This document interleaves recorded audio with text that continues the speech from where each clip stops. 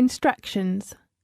You are going to hear a number of different recordings and you will have to answer questions on what you hear. There will be time for you to read the instructions and questions, and you will have a chance to check your work. All the recordings will be played once only. The test is in 4 sections. At the end of the real test, you will be given 10 minutes to transfer your answers to the answer sheet. Now turn to section 1.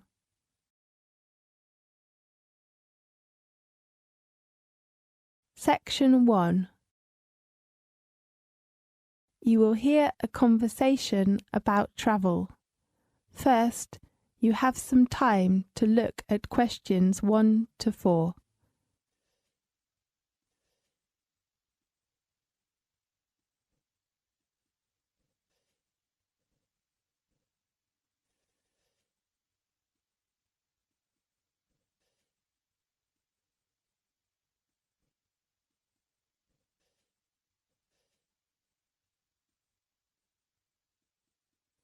You will see there is an example that has been done for you.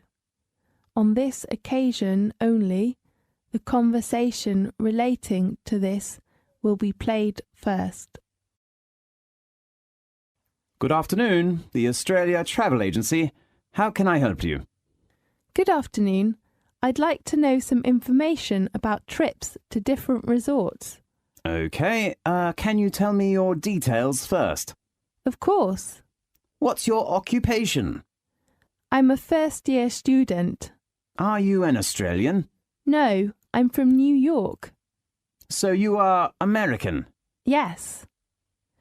The nationality of the student is American, so American has been written in the space. Now we shall begin.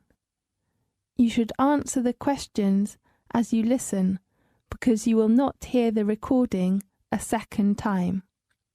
Listen carefully and answer questions 1 to 4. Good afternoon, the Australia Travel Agency. How can I help you? Good afternoon. I'd like to know some information about trips to different resorts. Okay, can you tell me some of your details first? Of course. What's your occupation? I'm a first-year student. Are you an Australian? No, I'm from New York. So you are American? Yes. What's your full name? My name is Ariel Lee. Tell me your contact number, please. It is 462-83095. And my address? No, we just need your contact number. Okay. Can you introduce me some attractions? Obviously it varies, but always places of famous main resorts, such as Sydney, Melbourne, or some places like that. Just tour resorts? I mean, does that include other activities? Yes. Besides main resorts, we will arrange for you to enjoy some local refreshments and some special activities. So, how much does it cost?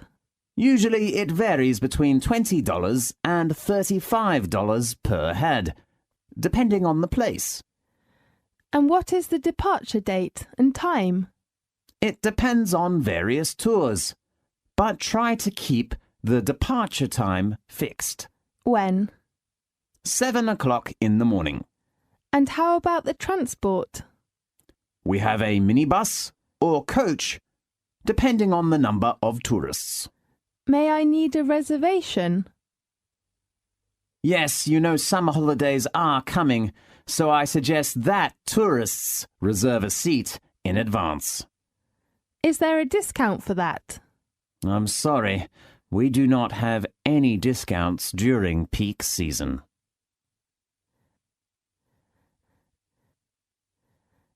Now look at questions 5 to 10.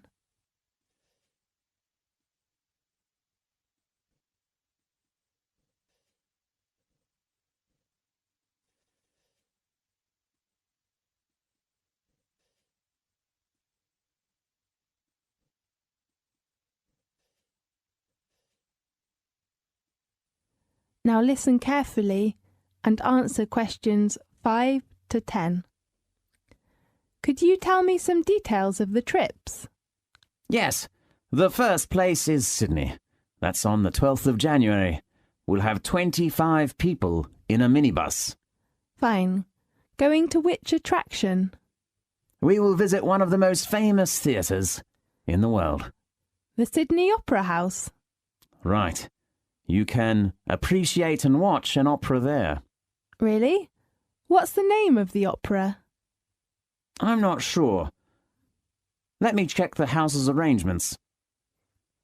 And then you can visit the National Museum to know about the history and customs of Australia. Great. In the evening, you can enjoy some local snacks if you like. Fine. We're going to the Blue Mountains on the 25th of January. Blue Mountains? Is it a blue mountain? The mountain got its name for blue fog. It is usually covered by a blue fog. That's so interesting. Yes, it is a popular place for young men because they are so cool, and you can enjoy lots of sports there, such as rock climbing, bushwalking, and bird watching. How many people will go there together? You will take a coach that has about 30 seats. Fine. And the next place is Melbourne on the 10th of February, with about 20 people in a minibus. What's the resort? You could appreciate the famous Melbourne Church, and maybe you might have a chance to attend a local exhibition, if they hold it as usual. Fine. Do you have some tours to the beach? Yes. One of the most famous coral reefs in the world is the Great Barrier Reef, and we have arranged that on the 23rd of February. I'm looking forward to visiting there. Yes, many people like there. There are some interesting water sports, such as diving, swimming in the water, or just taking a photo of coral. Great. I guess there will be many people. Yes, but our coach is only for 30 people altogether. That's so great. Can you book a seat for me now? Yes, and I will confirm your reference number later by telephone, okay? Right. Thank you very much. You're welcome. I hope you enjoy the trip. This is the end of section 1. You now have half a minute to check your answers.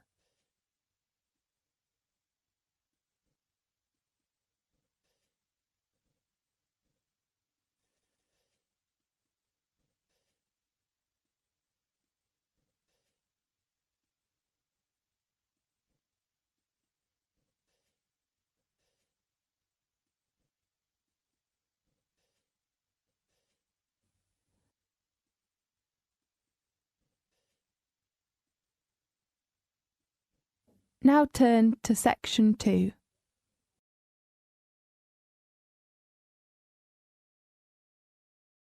Section 2. You will hear a conversation in a bank. First, you have some time to look at questions 11 to 15.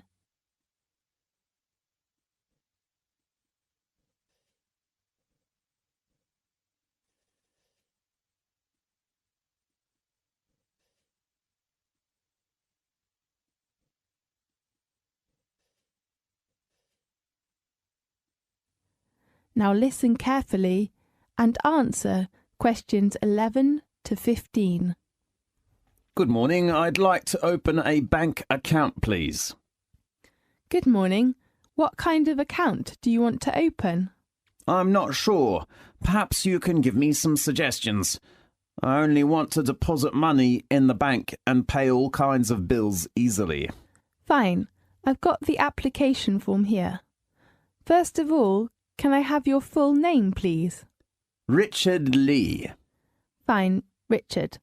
What's your occupation? I'm studying a doctor's degree now, although I was a dentist before coming here. Well, so you're a student. What kind of account can you suggest for me? How about a deposit account? What's the difference between that and a current account? There are many differences, such as the interest rate, overdraft and service, and so on. Fine, I will take your recommendation. OK, let's talk about the main two account cards of the deposit account. Fine. One card is called the Solo card, and the other one is named MasterCard. Which one is better for me? Let me introduce you to some differences of the two cards. OK. The first one is annual interest rate. Which one is higher? Of course, it is the MasterCard. At present, its rate is 5.5%, but the Solo card is only 2.5%. Now look at questions 16 to 20.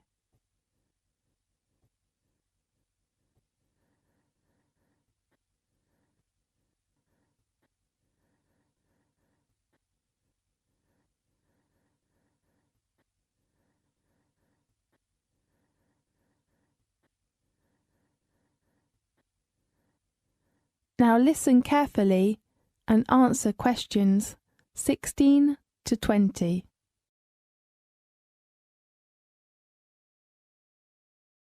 How about the other differences? The service supplied with the two cards. Could you speak specifically? We usually supply internet service and mobile service with all of the cards, of course including the Solo card. Yes, I'd like to ask for the service of mobile and... does Solo card have an overdraft? I'm sorry, but MasterCard has such a service. Fine. If you want to take more money out of the bank than you have in it, be very careful. You should not do this without the bank's permission, and you will have to pay some charge. Do you mean interest? No, I mean the overdraft charge. How much is that charge? According to the bank's rules, the minimum fee is about 2%. Fine. The last item of the two cards is the requirement. There is no limitation of the Solo card, but if you want to get MasterCard, you should deposit a minimum sum of £1,500 in the first time. Oh, what's the requirement of money? What do you mean? I mean I cannot deposit cash when I open a bank account. Don't worry, we accept cash and cheque or even money order. Great. So which card did you decide to open? I'd like to open the MasterCard. A good choice. How often would you like to receive your statement? Monthly, please. OK, the last one you should know is the opening time. Banks usually open from 9 a.m. until 4:30 p.m. from Monday to Friday, but most branches open until 3:30 p.m. on Saturdays. OK, I see. Thank you very much. You're welcome. This is the end of section 2. You now have half a minute to check your answers.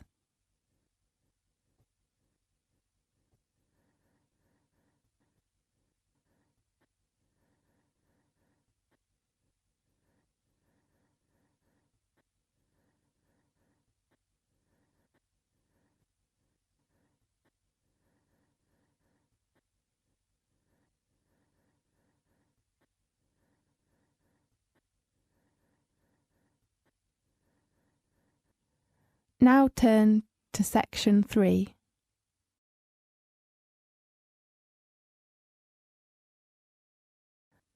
Section 3. You will hear a conversation between a student and her tutor about the assignment. First, you have some time to look at questions 21 to 24.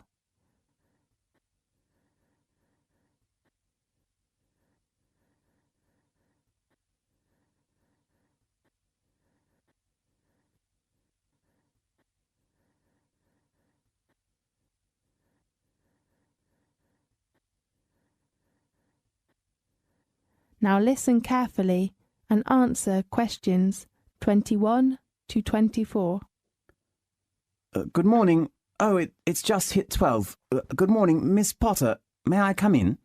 Oh, Jerry, of course. Come in and take a seat, please. Thank you. Well, how about your assignment? Do you mean my paper? Yes. I still think about the draft, but I hope you can give me some help and suggestions. Of course. How long will it take you to finish your draft? I'm not sure. Maybe 3 days?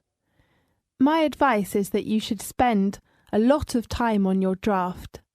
As you know, a good beginning is very important for a paper.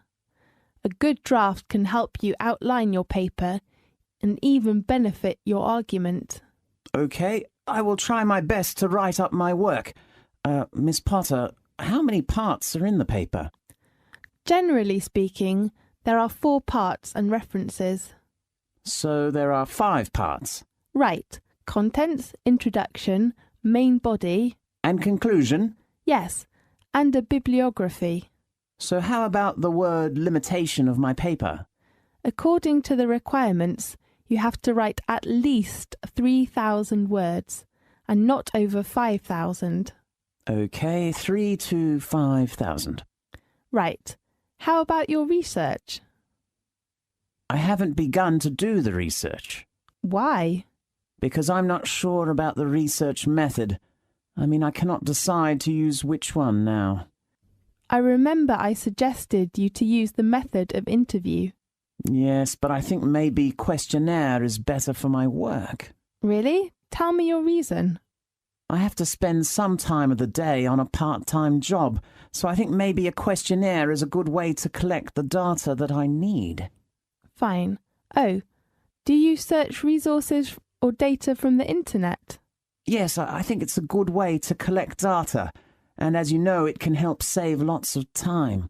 Jerry, in fact, many students do most of their research on the internet. You might think that it is an easier way to get resources, but most data are from highly unreliable resources, so be critical. Okay, I will pay attention to that. Now look at questions 25 to 30.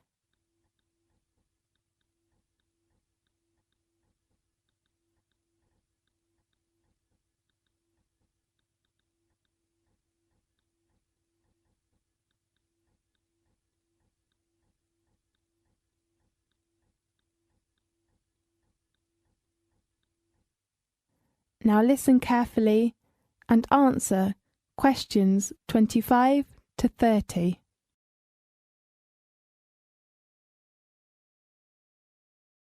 Then, there are some things you should consider when you write the paper. Okay. Be careful with your references and quotations, and do not share other people's work. You should write clearly about reference books and do not forget to acknowledge the original writers. Otherwise, you will be failed for plagiarism. Okay, I've got it. The other point is... Deadline? No, deadline is the date of handing in your work. You'd better hand it in on time. But if you have a reasonable excuse, you can ask for an extension. Fine. Sorry to interrupt you. That's okay. The other point you should pay attention to is your research data. Okay, I will write them clearly. Oh, Miss Potter, could you recommend to me some good reference books about the topic of my paper? Fine. Let's check the reference book list. The first one is Drake Wister's book. Right, what's the title? Global Economy. Is it the one published by the Cambridge University Press? Right. And I think Victoria Smith's book is a good choice. What's that title? The Strategy of Marketing. And which publisher? London Press. Fine, and how about others? The book called The Economics Tendency is a good one for your paper. Really? And the writer and the publisher? The writer is Hilary Justice, and the publisher is Oxford University Press. Can I borrow it from the library? Of course. Great. And the last one that is helpful to your work is the book of William Hanna. How do you spell the surname? H-A-N-N-A. OK, and the title of this book? Business Management, published by Cambridge University Press. OK. But you cannot borrow the book from the library. Why? Because it belongs to the closed reserve. You have to read it in the library. OK, thank you very much. You're welcome. This is the end of section 3. You now have half a minute to check your answers.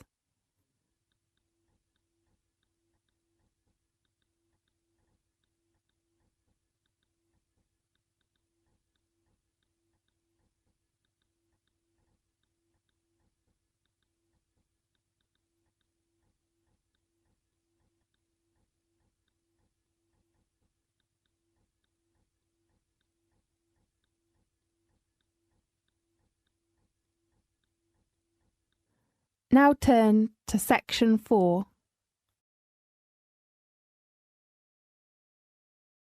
Section 4. You will hear a conversation about a credit card fraud. First, you have some time to look at the questions 31 to 40.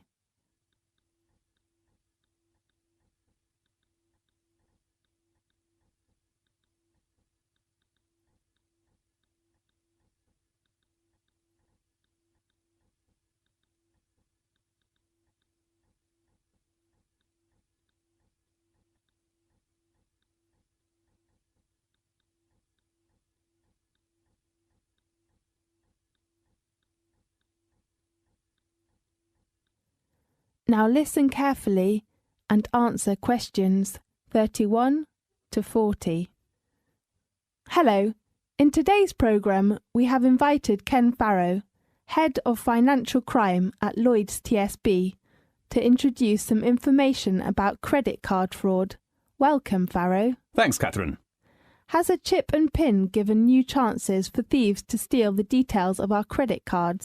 Maybe. In the past, there has been typically 50,000 or 60,000 ATMs in the UK where people's PIN could be collected, and now there's hundreds of thousands of points of sales terminals.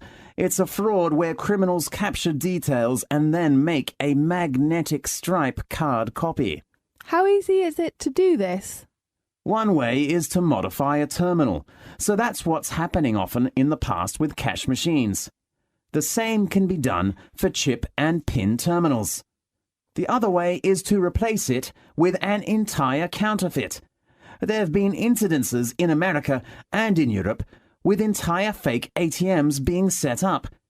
The last way is to set up a concealed camera and have somebody using sleight of hand to swipe your card through another machine so that you don't even need to modify the main machine.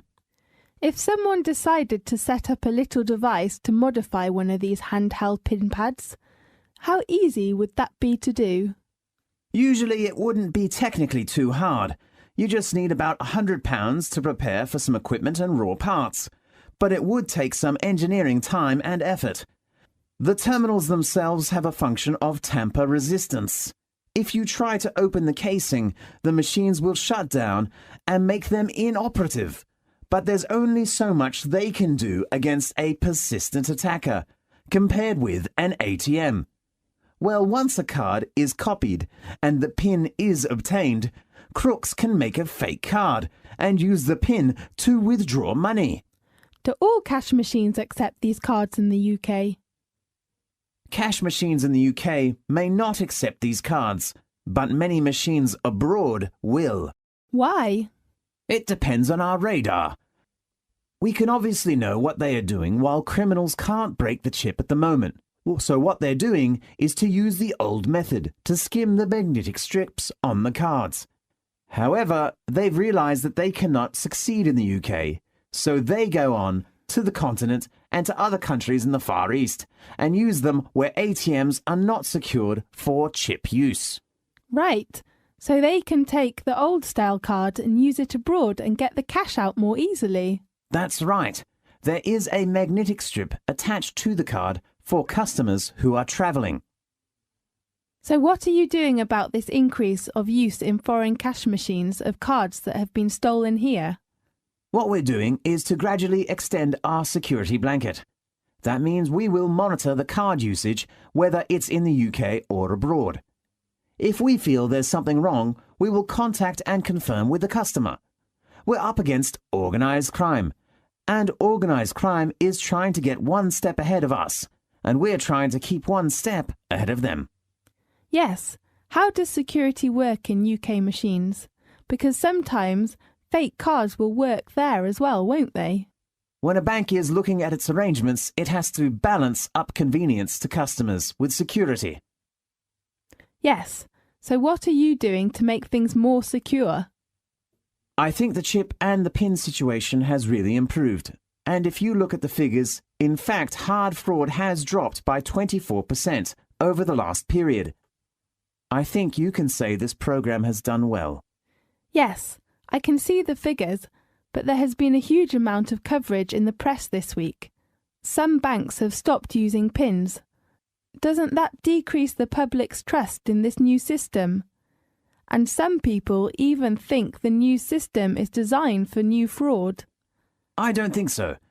I'm not going to comment on particular cases. What I would say is that usually the evidence of crime has always been with the old technology, not with the new. So new technology seems to be working well. That's right. OK, thanks for your professional introduction. See you next time. See you. This is the end of section 4. You now have half a minute to check your answers.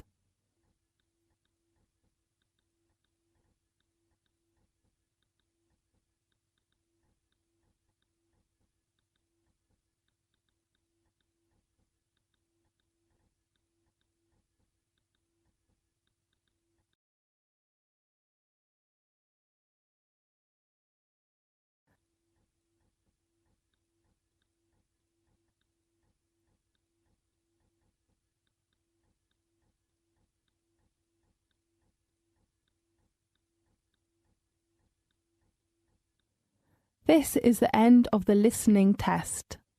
You now have 10 minutes to transfer your answers to the listening answer sheet.